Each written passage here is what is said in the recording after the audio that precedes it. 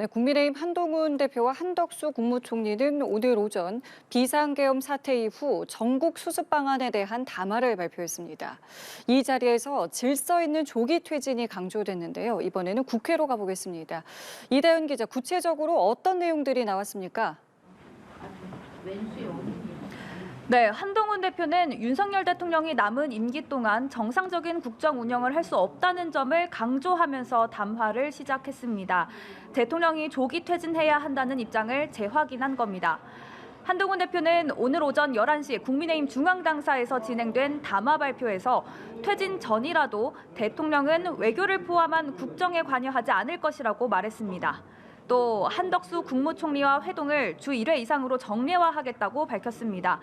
계엄 사태와 그 후폭풍으로 인한 국정 공백, 국민 피해를 최소화하겠다는 취지입니다. 한 대표와 한 총리가 윤 대통령을 배제하고 계엄 사태를 수습하기 위해 전국 주도권을 가져가겠다는 의미로 풀이됩니다. 한덕수 국무총리는 같은 자리에서 현 상황에 대해 무거운 책임감을 느낀다며 고개를 숙였습니다.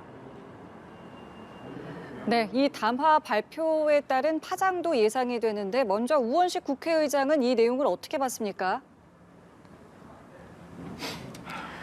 네, 우원식 국회의장은 헌법을 무시하는 매우 오만한 일이다라는 표현까지 쓰며 정면으로 비판했습니다.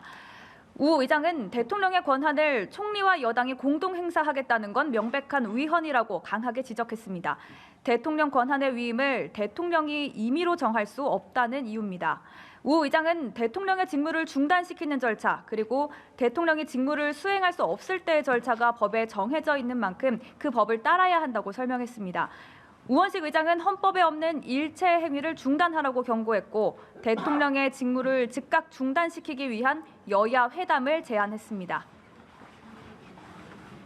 네, 그렇다면 여야에서는 이 담화를 어떻게 평가하고 있습니까? 네, 야당에선 반발의 목소리가 잇따르고 있습니다. 한동훈 대표에게 국정 운영을 주도할 어떤 권한도 없다는 게 주된 이유로 지목됩니다. 더불어민주당 김민석 최고위원은 오전 기자간담회에서 한동훈 대표에 대해 임기가 정해진 원외 당대표일 뿐이라며 어떤 헌법적 정치적 권한도 없다고 했습니다. 김민석 의원은 한덕수 총리를 국무회의 내란 가담자로 규정하기도 했는데요. 조국혁신당 역시 그 어떤 법적 근거도 없이 국민의 바람과 정반대 해법을 제시했다고 혹평했습니다. 조국 대표는 이번 담화를 두고 한마디로 2차 친위 쿠데타를 도모하는 것이라고도 표현했습니다. 한동훈 대표가 윤 대통령에 대한 조기 퇴진 입장을 분명히 하긴 했지만 퇴진 방법과 시점을 밝히지 않으면서 국민의힘 내에서도 친윤계를 중심으로 불만의 목소리가 감지되고 있는데요.